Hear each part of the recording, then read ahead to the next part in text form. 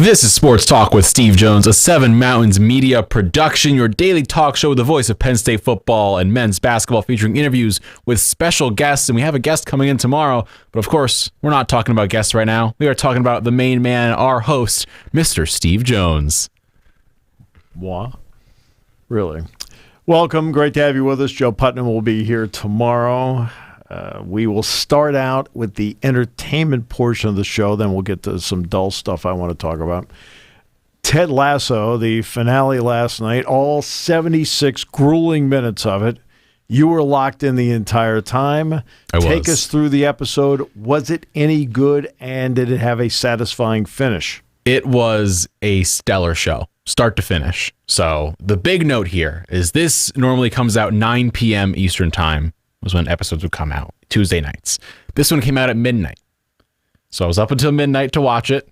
Didn't get done until about 1:30, as any sane person does who wants to watch a show that comes out at midnight. Was there any reason why it was 3 hours delayed?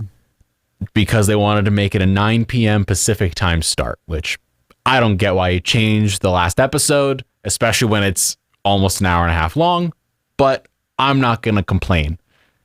I would say it satisfied every part of me. It had a satisfying ending. It did not overdo anything. They just about wrapped up every single main character storyline. Some side characters didn't really get enough love, but that's okay. When you've got to wrap up 10 plus character storylines, you can only do so much. And I did in fact cry twice during the show. Once in the middle, and once they tweeted it out earlier at minute 74, everyone's going to cry. I did cry. Okay. I'll admit it, I did. It's nothing. There's anything wrong with that. Yeah, there's nothing. Have you cried during movies and shows? No. Don't know how much I believe that. It's a movie. Okay. Have I cried in real life? Yes.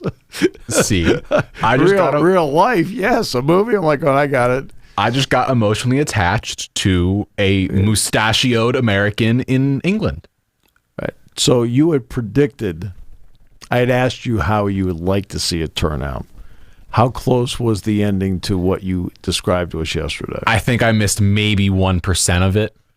There was one small change that I missed, but I was just about on the money with everything. So Ted ended up doing what? He's like he's the general manager of the Dallas Cowboys now? So, spoilers for anyone who wants to watch the finale and has not seen it yet, but Ted ends up leaving at the end of the season. It's kind of the entire episode. Everyone knows he's leaving, and it's discussed openly is that he's gone. I predicted that right. I thought they would win the league. They did not win the league. That was the one thing, one change I made. I know, disgraceful. But they made it a point of reference to real life, which is that Manchester City always wins the league because they're just too good for everyone. So they connected it to real life, which made me a little happy. You're judging me for that. It's a movie. You can beat Man City in the movie. What the heck? But this is meant to be real life. It is meant to mirror real life, and it does. It does to a good extent. I mean, technically, Jack Ham was in Black Sunday. I mean, I don't recall a blimp attacking any stadium. Well, either way, I got most of it right. They just about mirrored. And Ted ended up, what is he doing now? Is he back in the U.S.? He ends up leaving, coming home. Minute 74 is him coming home, seeing his son for the first time in the U.S. since the beginning of season 1, or before season 1 starts. So his son runs out. They hug. His wife seemingly is now divorced the man she was dating, who was their divorce lawyer or their divorce counselor. And so it was a lot. And so it looks like all of a sudden they're back together. And the last scene is him coaching his son's soccer team, and his son wearing number 9 for Jamie Tart, the main character in the show. It was an emotional moment. Okay. You can judge me all you want, but I am okay that I cried. I'm not mad. What? I thought it doesn't matter to me. Cry. You asked me if I cried at movies. I said, no. I know it's a movie. Okay. I'm just noting this down for future reference. I cried at the end of Jack right now. I didn't. Let's see. Bond dies. No, didn't cry. Marley and Me. Well, that was sad, but no. So did you cry? No. Right? Because I got a feeling when the scene was over, the dog got up and left. Wow. Don't know how I feel, Steve. I don't know how I feel today. I don't know what's worse, discussing this or discussing the Knicks losing. I don't know what's worse for me to start off today. Well, no, I wanted to start out with something that interests you. It does interest me. You can cry. That's fine. I have no problem. You asked me if I do. And I wanted to know if you did. And apparently you don't have a heart, and that's okay. No, I have a heart. You know. I mean, I'll cry at real life things. I would say this is a real life thing. This is a real life story being told. Ted Lasso's a real life story? It took a lot of adaptation from real life, connected it to our lives, and it felt like it was real. I felt like I was watching a documentary that Amazon would put out. Well, The Office was a documentary for 9 years. Yeah. And people could connect to it because it was so outlandish. Because it was Scranton. And it was Scranton. And I'm in Scranton next week. You are in Scranton next Scranton. week. I'm going to Scranton. You are going to Scranton next week. Yeah, Mike Rhodes and I are going up there.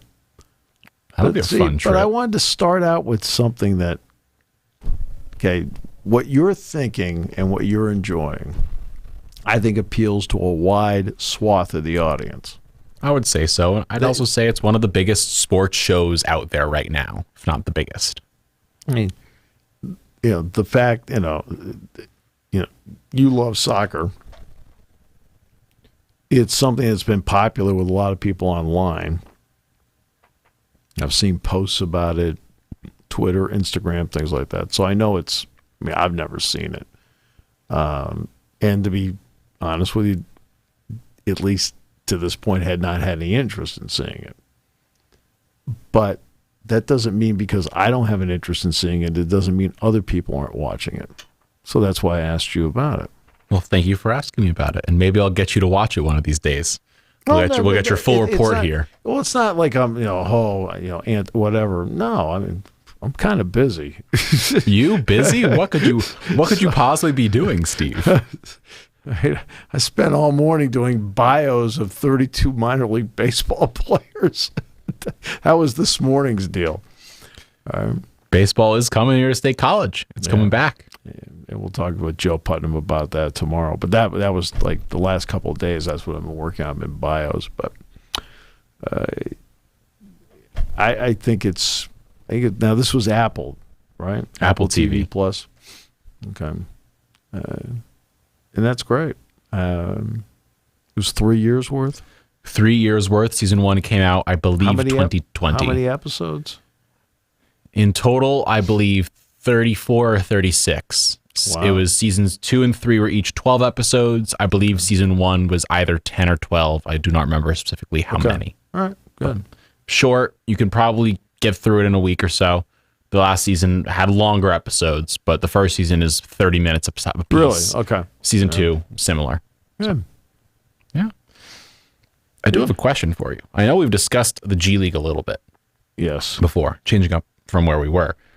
2 different recruits today, within about 20 or 30 minutes or so, each committed to the G League Ignite for next year. Yep. Ron Holland and Matas Buzelis, who is the projected 2024 first overall pick in the draft. Yep. What is your feelings on these guys turning down offers from big colleges? I believe Holland turned down Texas and a few others, Texas, Arkansas. So what is your feelings on G League Ignite growing like this? I have no problem with it at all. I think that young people should have the options to do what they think is best for them. And if not going to school and playing professional basketball or a form of it right away is what they want to do, I'm fine with that.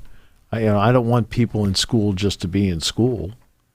I don't want them to be in school where okay, we go out, we do what we have to do in the fall semester. Oh, and by the way, we stop actually going to class in the spring semester because we're going to go to the draft. I mean, what's the difference? I mean, you might as well go and do what you want. If you want to play in Europe, if you want to play in New Zealand, if you want to play in Australia, you want to go to the G League Ignite, that's fine. I have no problem with that. That is the biggest difference between college basketball and college football. College basketball, you have all sorts of options. And you can go through the one-and-done process, or you can do something like this, or do what LaMelo Ball did. I believe he played in Europe. He played in, I think it was Latvia, one of those countries. And then the R.J. Hampton played in New Zealand, I believe. For the Breakers. Yeah, so you can, that's the difference, is that young people have that option. Those who want to play football do not have that option. And not only do they not have the option, say the option existed, you'd still have to play 3 years of it. You're not allowed to go into the NFL draft until after your third year out of high school. So that is a big difference between the two. And I think it's if that's the choice they want to make, that's the choice they want to make. I mean, it's like somebody coming out of high school saying, you know what, I feel like going to trade school. I don't want to go to college. Okay. That's the choice the young person wanted to make. They wanted to be an electrician. They want to be a plumber, whatever they want to be. Well, these young people want to be professional basketball players, but they don't want to go to school. That's fine. That's fine. If I'm a school, I would try to convince them to come play for me because obviously they're extremely talented, but I have no issue at all with them choosing that. Not in the least. Now, do I think it would be beneficial to go to college? Sure, it's great being on a college campus, being in a college atmosphere. I also think it's beneficial being coached by a college coach. I don't know how much teaching you get with G League Ignite. How much teaching, and I'm going to make my comments from 30,000 feet because I've never been around something like that. But when you have so many players that are getting paid, they are professionals. How much time is put into the teaching part of them to teach them the next level of fundamentals they need to be in the game? Yeah, and this is something I believe Holland talked about in his quote to ESPN, was that to have a longer career, I need to prepare my body and improve my skills as I continue to try and win games. And the G League Ignite has the best programs to help develop my body and my game. And he also said he spoke with head coach Jason Hart and said, okay, I trust him going forward. Hart was taken second round in 2000 out of a little school in upstate New York called Syracuse University. So, well, I can tell you right now, that guy didn't learn anything. No. But for example, let's take Jason Hart. Jason Hart probably left Syracuse with a solid foundation and skill set from Jim Boeheim, right? And Mike Hopkins was probably the assistant coach at that time too. Probably at that time. So to me, that in college that if you play for Mike Krzyzewski, now John Shire, if you play for Kelvin Sampson, if you play for Mike Rhodes, if you play for Matt Painter, you're going to get a solid foundation of fundamentals, which is, by the way, the biggest single complaint about the NBA. That a third of the players have really mediocre to poor fundamentals. And I would not doubt that several of them are those that were not 4-year players in college. If I'm going to guess that we're not, because the stress on fundamentals, especially on the defensive end, is something. I mean, why is Lamar Stevens in the NBA? Lamar Stevens obviously has an NBA body. He's an excellent finisher. Inside of 15 feet, he's a terrific shooter, but a big reason Lamar Stevens is in the NBA is he entered the league with a terrific base of fundamental defense. And the Cavaliers will tell you that. Like, his defensive skills, what he can do, understanding rotations, understanding how to play, and understanding, the use of leverage, how to go over a screen or when you need to go under a screen, knowing the scouting report, things like that. I mean, he's got all that. That's why he's still in the league. Mm-hmm. And that is something that when you look at the league, you hear players complain about the fact that a third of the players don't have great fundamentals. And that's coming from the older players. That's not me saying it, watching it. I'm quoting or at least paraphrasing older players, including LeBron James, who said his son Bronny has better fundamentals than a third of the league, and that it was backed up by several other players. See, these are quotes from them. Well, where's that coming from? Where's that coming from? Is that coming from playing AAU ball, which gets knocked a bit? It shouldn't be knocked as much as it is, but I mean, let's face it. You're trying to show everybody what you can do. Does the team concept sometimes slide to the side as you're doing that? I wouldn't even say a team concept slides. I would just say because of, and this is not me knocking him in any way, shape, or form, but because of Steph and because of the Warriors, so much emphasis became put on threes, just shacking up threes and putting up shots. And as someone who grew up watching KD and LeBron and then Steph in the earlier iteration of the Warriors, as a basketball player, I wanted to just play offense, and offense is something you can develop over time, but defense is instinctual. And if you are a good defender, you know how to defend, and you can only get so good at it if you start from the first level. You can only get up to level 2 or 3. Well, Bob McKillop's taught Steph Curry some defense in his years at Davidson. But would you trust Steph Curry one-on-one against most defenders? Probably not. Well, it's interesting about the NBA. Well, one quick side note on Steph Curry. Everybody talks about the threes all the time, and justifiably so. He's the best long-range shooter I've seen. He's the best I've seen since Larry Bird. Sorry, J.J. Redick. There are others that are better. Oof. I don't get him. What, J.J.? I don't get him. How so? He can bring so much more to the table if he would understand what others did to get guys like him to this point. Yeah. I mean, he could. Now, Steph Curry, now back to him for a moment. You know what I think he's one of the top 5 in the league at?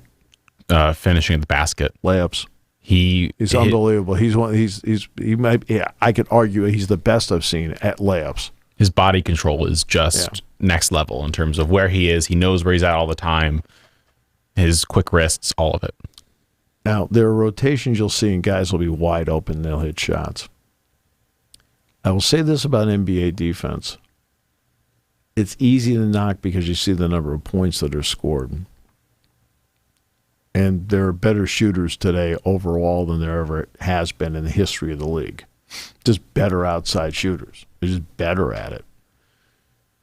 But don't discount how well they play defense in that league. There's a lot of times where great defense is being played, and they're still scoring.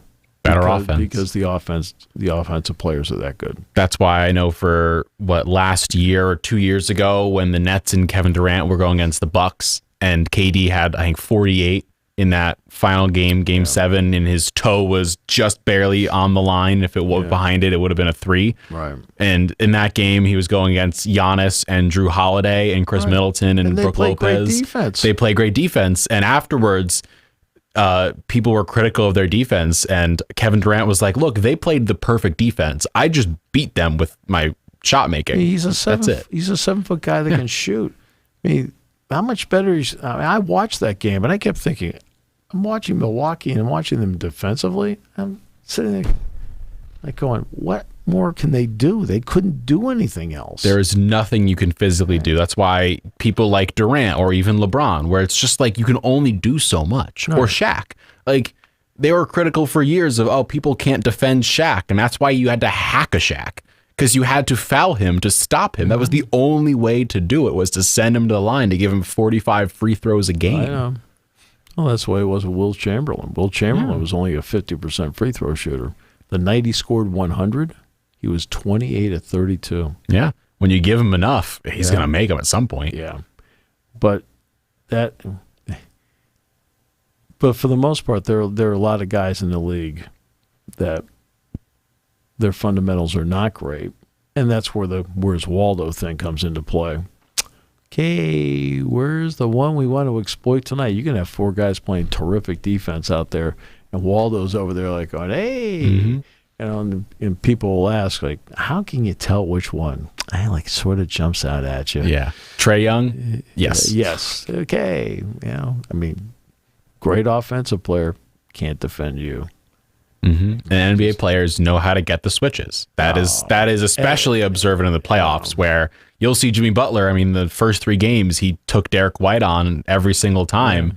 And Derek White's not a Where's Waldo guy where you're looking for him, but compared to Marcus the other guys, Smart. Yeah, compared to Marcus Smart, he's not the same defender.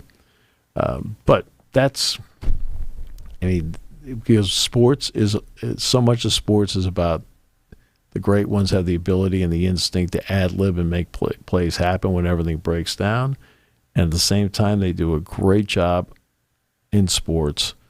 It's about matchups.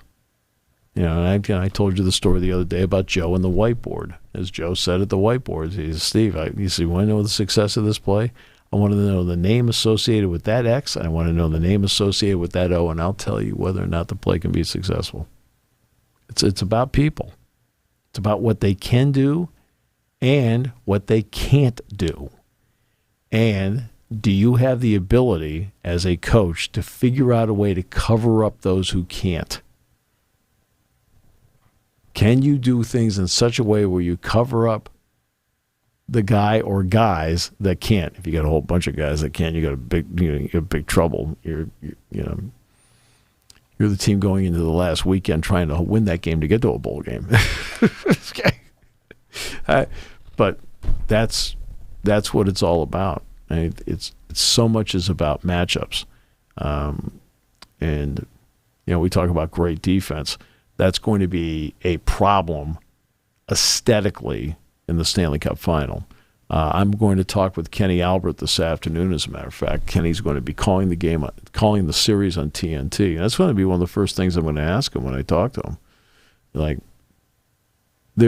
for years, Jacques Lemaire, as a coach, ran the center ice trap, and he did it with both the New Jersey Devils. Then when he went to the Minnesota Wild, as an expansion team, he ran it.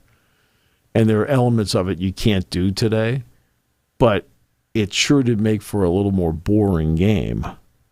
And the Florida Panthers have been winning, but they play a boring game. That's why you go back. Your team back in the 90s, the Knicks, those games were in the 80s. And it was brutal basketball. I mean, brutal basketball. Anthony Mason, who looked like he could take a Volkswagen and throw it over a hedge. Right? But you go in and they would just hack the daylights out of you. John Starks, they would hack the daylights out of you. That was what Jordan discussed about the whole Pistons and just the Jordan rules. He was getting borderline assaulted every play. I know. And that's the way it was. The NBA finally said, hey, we have to change this. Right? We have to change this. The ability to go out, I know back to JJ Redick, it's just as physical today. Like over here in the back, okay, I'll just rack up one tape, okay? And you tell me. Well, you can't hand check. You can't if your arms is up straight up and someone runs into your arm, it becomes a flagrant foul. Kurt Rambis is going to the bucket in the '84 finals against the Celtics, and Kevin McHale, right? And Rambis is on the floor, looking around. Glasses are like this, wow. Does that happen today? No, it doesn't happen today. Stuff today. There's did McHale play game 4? Yep. Played game 4. Yep. Celtics won the game in overtime. Dennis Johnson hit a big shot. But game 3, Rambis on the floor. It's okay. All right. Jordan, those guys. I mean, Rodman throwing his body in there. I mean, Lambeer. I mean, Rodman was with the Pistons the first run through. Okay. Lambeer, those guys. Rick Mahorn. Played against our team in high school, for goodness sakes. And we won. State playoffs. But to go to your point, it's just there has been so much emphasis by not just players, but by the league and by rules and all of that on offense, that guys in college are, if they can shoot and they can play offense, teams will end up just taking them because of their ability. You see less guys like the Tony Allens of the world who, right. I mean, it's been discussed a lot. Tony Allen was one of the best defenders of all time, and he could not touch an NBA court today because dude could not shoot. Can't shoot. If you can't shoot, you have to be the greatest. I mean, Jameer Nelson, who went against Tony Allen in the NCAAs because Oklahoma State beat St. Joe's in the Eastern Regional Final. I think it was at the Meadowlands. Jameer Nelson spent a long time in the NBA. He could play offense. And that's, big difference. And now you've got the finals coming up where what's the difference in the Denver Nuggets this year? Jamal Murray. He's a great shooter that they did not have available a year ago because he was out with an ACL. Right? Now they have him back. Oh, what a surprise. They're really good. Wow. They didn't really change much. They just added, really, how different are the Nuggets this year compared to last year? Yeah, they acquired Brown, but he's the difference. Yeah. Between being really good, like a 48-win team, and being a team that's up near 60 wins. And now they're in the NBA Finals because he can shoot. Yeah, everyone can shoot. KCP on the team, he can shoot. Bruce Brown can shoot at least a little bit. It's a requirement now to shoot at least 35%. Michael Porter Jr. can shoot. Aaron Gordon can shoot. Yep. These guys can all play really well. But there's Matisse Thybulle is the most interesting one to me because his 3-point shot feels just broken for some instance. But he was never a good offensive player. But defensively, I mean, he should be a first-team all-defensive player. He can defend anybody. I mean, we saw it in that playoff series against Trae Young. Trae Young is faster, quicker than him, and he was just stopping Trae Young every 10 seconds. He's a shutdown guy. But there's less of him, less of the Thabo Cephalosas of the world back with the Thunder in the 09, 10s. Right. You see less of them because you don't need defensive stoppers off the bench. You need a 3-and-D guy. I mean, if you can play 3-and-D and you can do that out of college, you're getting drafted first round. You need to have a team go 9 for 42 against you from 3. Now you feel really good. Yeah. Oh, wait, that happened the other night. I wonder who happened to. Yeah. And, I mean, that's what the nature of the league is. That's why this series is going to be the greatest test of where the NBA has come. Only because, as I mentioned yesterday, ratings are made up. The fan is always going to be there. It's the casual fan that, that makes a difference between a really good rating and a great rating. And I'm telling you right now, this series does not have the hook for the casual fan. So it's going to be interesting to see where the NBA falls in this. Now, the Stanley Cup rating is not going to be good. 2 elements, with all due respect to Kenny and the gang, because Kenny's Kenny can do anything. Did I ever tell you he sat in on my class? He did not. I have not. You've not told me that. His daughter was looking at schools. I think she ended up going to Syracuse. It's an interesting school. Well, I mean, it's Kenny. It's Kenny's alma mater. But yeah, he sat in the class. Yeah. And I mean, it's on TNT. It's part of the contract. And you have Florida against Vegas. It's going to suffer a little bit because of that. And no offense, Florida is not an exciting team to watch. If you're a Florida fan, it's exciting because they're winning. If you are a hockey fan, It's like every time you turn around, to their credit, they're blocking a shot, they're tipping a puck away. I mean, they're really good. They're just a great defensive team. They're hard to get through center ice against. Bobrovsky is an excellent goaltender. I mean, my goodness. I mean, when people forget when Columbus knocked out Tampa Bay, when Tampa Bay won the President's Trophy, when Columbus knocked out Tampa Bay in the opening round in 7 games, Bobrovsky was the goaltender for the Blue Jackets. They're not a fun team, but they're not a fun team to watch. I mean, Kachuk's kind of fun, but like the rest of the guys, like, meh. Right? Okay? Vegas is, well, at least it's Vegas. All right? I mean, they're even going with a backup goaltender. Denver and Miami, as much as you can talk about Jokic, he's such a star. Well, he is a star to those who follow the NBA, but is he a star that resonates with the guy in suburban Kansas City? He's not Luka Doncic. Right? He's not Giannis. Right? Jimmy Butler. Right? Oh, Jimmy Butler. Everybody's like, okay, yeah, Jimmy, that's great. People couldn't tell you anywhere Jimmy Butler's been unless you're a real fan of the league. They can't tell you he was at Minnesota, Chicago, Philadelphia. Right? Yeah, I mean, it'll be a great stage for them. Bam Adebayo, Jamal Murray. I mean, they're all terrific players, but it's an issue. And, Jokic, for example, didn't play college basketball. All of his following has been developed in the league. That's where college sports is invaluable for pro sports when it comes to football and basketball. Because Bryce Young, for example, enters the NFL as a recognizable name and in some corners is considered to be a star. He enters the league with that already. Like right out of the gate, people know because they watched him play football in Alabama. C.J. Stroud goes to Houston. They already know who he is. You don't have to introduce him. People already know. NBA, to a point with some guys. But Jokic, for example, had to become a star in Denver through playing. Same thing with Luka Doncic. Right? There are some guys that they go in right away. Embiid may have been 1 year, but he was a star at Kansas. Now, he had to sit out 2 years with injuries. But he played at Kansas. At least everybody knew who he was coming in.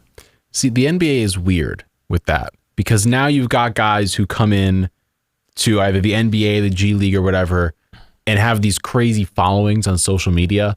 Like, go back to Zion, where everybody knew who Zion Williamson was coming out of high school because he was this freak of nature, 6'5", looked like the next coming of Lawrence Taylor, but playing basketball.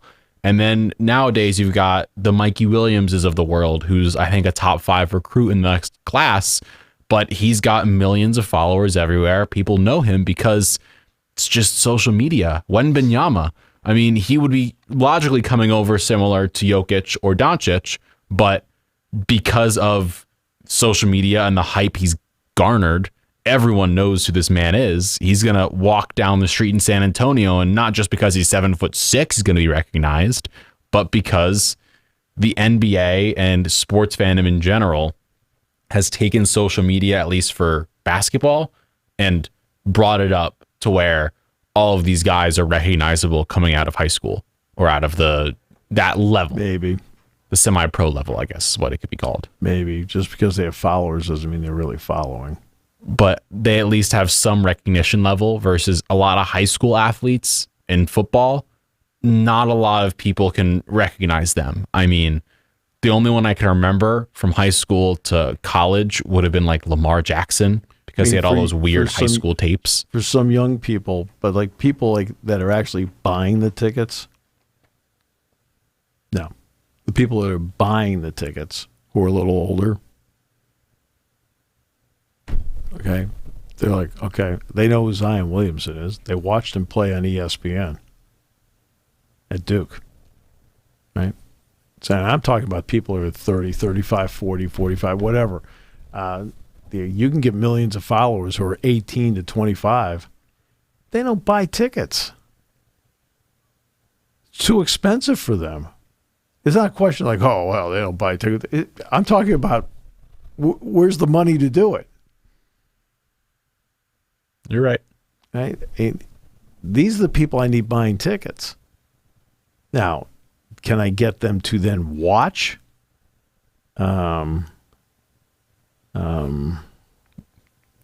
The Miamis and Denvers of the world. And well, I mean, like TV rate. You look at TV ratings and how they skew. And for example, baseball skews older. The average viewer is in his or her low 50s. The NFL is somewhere in the upper 40s as an average. Hockey, and believe it or not, the NBA skews younger, but not. I mean, the NBA is not skewing to, hey, I'm 25. No, the NBA skews younger, but there's still people in their mid to late 30s, almost 40. Okay? The college basketball component is important for them to. Jason Tatum walked into the league, everybody knew who he was. Okay. There was no need to market anything. Duke already did that for you. Bryce Young goes into the NFL. Alabama already did that for him. All right. Look at the Penn State guys. They're going, Saquon Barkley. Okay, he goes to the Giants. They're all excited. But everybody knows who he is. Penn State already did the marketing for you. He was out there playing for 3 years. Micah Parsons. Well, it was already set. Same thing with the NBA. Like these guys, yes, they have great social media followings. There is curiosity around Victor Wembanyama, just like there was curiosity around Yao Ming. All right. And, okay. But there's a lot of guys that came into the league. The aforementioned J.J. Redick came in already with recognition. Right? And it turned out, to his credit, he put together a really good career, but everybody knew who he was because he played college basketball, right? And that made a big difference. Now, it's going to be interesting with this draft. This draft is loaded back to your original about G League Ignite. The first 5 picks in the draft, only one of them is going to be a college player, and that's Miller from Alabama. The other guys are going to be 3 G League Ignite guys and Victor. Yeah, you've got the Thompson twins from Overtime Elite. You've got Scoot from the G League Ignite, and then you've got Victor from. Right. They'll be France. The 4 of the top 5 picks. With the season ticket holder, they're going to have to build a marketing campaign as to which guy they got. With the season ticket holder, not with young people who are following online. Season ticket holder may do things and follow online, but like, guess what? They don't have as much time in their hands. And there's a reason they can afford the courts, the seats in the lower bowl. They all have been making some money. So their ability to follow it,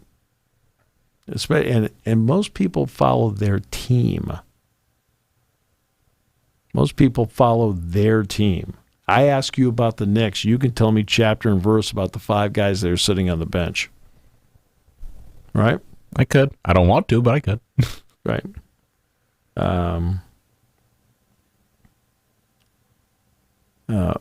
And that to me is, that's what it's. It used to be there were fewer teams. So when I was growing up, there were 4 teams. No, I'm just kidding. Back in your day? Back in my day. I mean, look, there weren't as many teams. There were 8? I mean, look, when I was a kid, the NHL had 6 teams. And then when I turned 10 years old, they added in the Penguins, the Flyers, the Minnesota North Stars, the Kings, the St. Louis Blues, and the Oakland Seals. If you're wondering where the Oakland Seals are today, they became the Cleveland Barons. They then merged with the Minnesota North Stars and now the Dallas Stars. Okay, A lot of movement. a lot of movement, right? But that was a big deal going to 12 back then. Then they added Buffalo and Vancouver. Then they started adding the Islanders and Washington, and they started expanding a lot more. But there weren't as many teams. You knew everybody on every team. Right? Baseball didn't have as many teams. I mean, it was a big deal. And, when I was 11 years old, the Kansas City Royals, the Seattle Pilots, the San Diego Padres, and the Montreal Expos, there are 4 new teams. We're going to go from 20 teams to 24. Well, you knew everybody on the 20 teams. Now, you have 32 NFL teams, 30 NBA teams, 30 Major League Baseball teams, 32 NHL teams. That's a lot of players to know. That's why you're seeing more and more people, they know their team, and they know it inside and out, their team. And that doesn't even count people who follow college. Mm-hmm. I'd also add in some people now are star crazy. They follow their stars places. That's very good point. The LeBron James fans who went from Cleveland to Miami to Cleveland to LA, there's a lot of those types of fans as well now. It's very much so shrunk from knowing the league and knowing every single player unless you are involved in like media or coverage of the league. Mm-hmm. You only know your team and your guy. My guy is currently Donovan Mitchell. He has been for a while. Mm-hmm. So I know Donovan. I know who he's played with. I know what his team were like on the Jazz. I know what he was like at Louisville. Didn't the Knicks vanquish him? We did vanquish him, but I would love to have had him on the team. But that is a discussion for another day. But what matters is he's my guy, and I follow him to the end of the line. Sure. But then you've got the guys who are Durant fans, who are all of a sudden now know the Suns really well, even though they didn't know who Christopher Emmanuel Paul was 2 weeks ago. Well, he's just some old guy. That's how the NBA has marketed the league, because the NBA made the change over years ago. Larry Bird and the Celtics against Magic Johnson and the Lakers. Charles Barkley and the Suns against Michael Jordan and the Bulls. See, their name was actually on the marquee. Oh, and by the way, this is who they're with. And they did that, and that marketing has happened for a long time in the NBA. They've done it a little more so in some sports, but it doesn't have the same traction as it does in the NBA. All right, Patrick Mahomes and the Chiefs, Jalen Hurts and the Eagles. Okay, you're seeing some of that. That's happened in the NFL. But in Major League Baseball, judging the Yankees against Mets and the Dodgers. Like, it's the Dodgers and the Yankees. Yeah. There's only a few sports that can properly do that. Matthew Tkachuk and the Florida Panthers against, let's see, let's pick out somebody for the Vegas Golden Knights. Oh, Jack Eichel. We'll go Jack. And Jack Eichel in the, no. Jack Eichel, by the way, who did play in the, at Pagula. Mm-hmm. When the Sabres played the Penguins in that preseason game, Eichel did play. Yeah, pretty good. The only league I'd try to localize stores. You always try.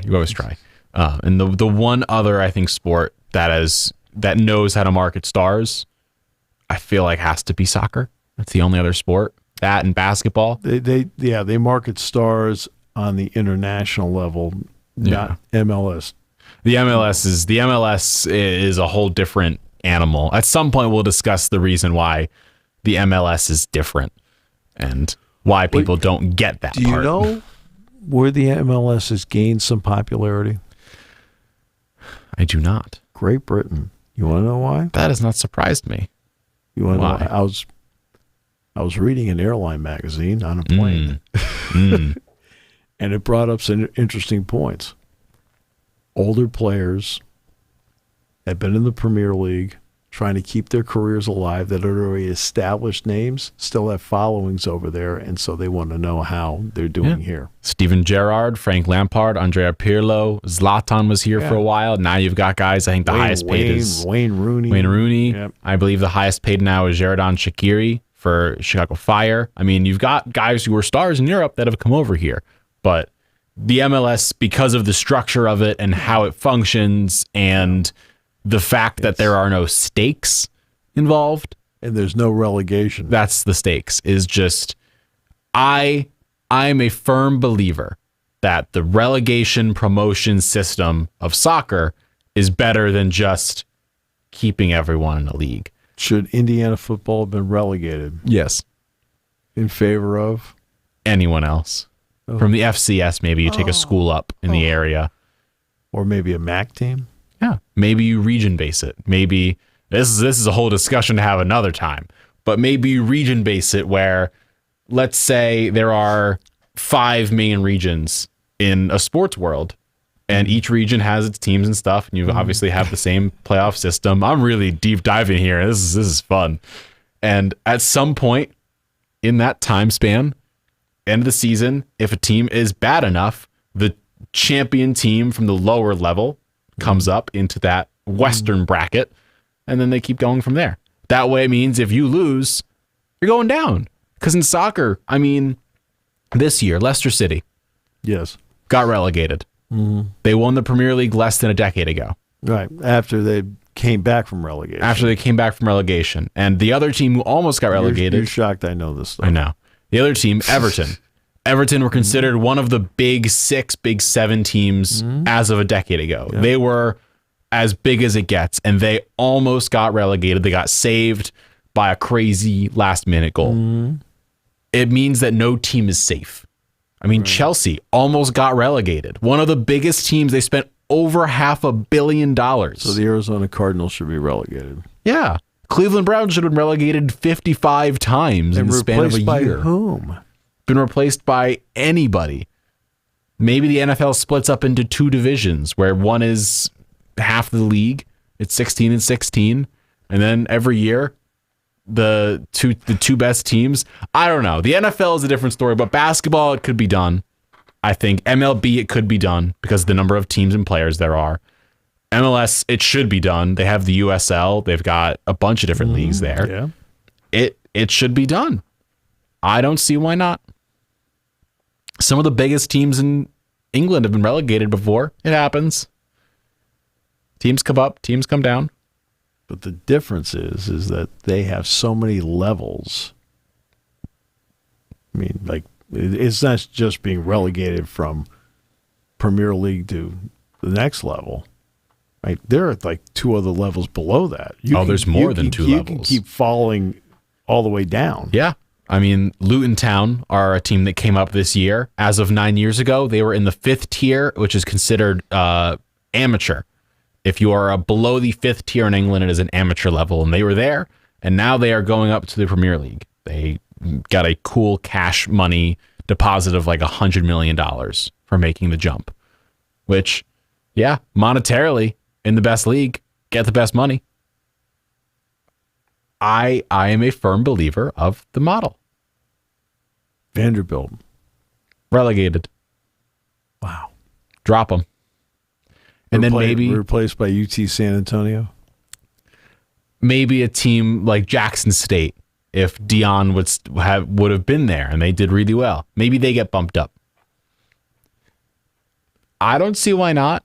Can you name me every single division in Big Ten football? All of the crazy names, the Big Sky and all of these ones? Probably not. Make them the lower leagues. Make it so if Oregon has one real bad season, they drop to the Big Sky. So, I'm getting you thinking now, aren't I? No, actually not. No, I could see the Mid-American Conference, Northern Illinois replaces Minnesota. Yeah, Iowa in action. Let me put it to you this way: they have a TV contract, and the TV contract's really based on the fact that they have all these brands. Money shmoney. Au contraire, mon frere, it sort of makes... There was an old saying, money isn't everything, but it's way ahead of what's in second place. That is true. And I've also heard the saying... I didn't say that's what I think or believe. I've heard the saying, though. I believe I've heard money talks, if I'm not mistaken. So, yeah, Yeah, I get it. I get that. But in my heart, if the model were to be adopted here in the U.S., in the American sports, I think it would be a good thing. Well, I could have my opinion, and that's okay. I have the opinion that I cried during Ted Lasso, and that's okay. But have I put down your opinions? You have not put down my opinions, because this is a discussion sports show. Yes. I mean, I think it's going to be a discussion that's going to be had more and more, because Premier League has done a great job of getting itself ingrained into the mindset of a lot of sports fans in this country. The relegation part is fascinating. It means you can't tank. But it's not the American model. Now, the part about not tanking, that's really big. That's really big, because getting relegated is devastating. You lose $100 million plus from the Premier League to the championship. And then when we're talking about tanking, when I'm talking about tanking, it's management that tanks, not the players. And it's not the manager or the coach. It's management constructing a roster that tanks. Yeah. They construct a terrible team, don't invest in the right players. That's what Leicester did for years, and it came back and bit them. Right. And when I talk about the players, they're tanking. The players aren't tanking. They're all trying to keep their jobs. They want to stay up in the top leagues. They want to stay up in the best positions. Yeah. So, yeah, it's management that does it. We want to get the first overall pick in the draft. Okay. We don't want to be in a situation where there's a coin flip and the Bucks end up with Kareem Abdul-Jabbar and the Phoenix Suns get Neil Walk. Always felt bad for Neil Walk. It wasn't like he was a bad player. He just wasn't Kareem. Mm-hmm. Well, the Colts could have had Ryan Leaf. Then somebody intelligently said, we'll take Peyton Manning. See, because the Colts weren't relegated, they got Peyton Manning. They did. I mean, Cleveland got LeBron James. Denver got some dude named Carmelo, who just retired. Yeah. Toronto got Bosh. Miami got Dwayne Wade. Yeah. Detroit got Darko. Milicic. That may have been a mistake. Tomorrow, we will start with Joe Putnam, and then Kyle will break down the entire NBA final. I guess I'm doing that tomorrow. I can do that. We'll discuss it. I'll have some comments as well. Of course. Just thought I'd throw it in there that I would at least join the discussion. Well, for all of you who said adios to Ted Lasso, shed a tear on Seven Mountains Media. Thanks for tuning into Sports Talk with Steve Jones, Seven Mountains Media production. Check back daily for all the latest sports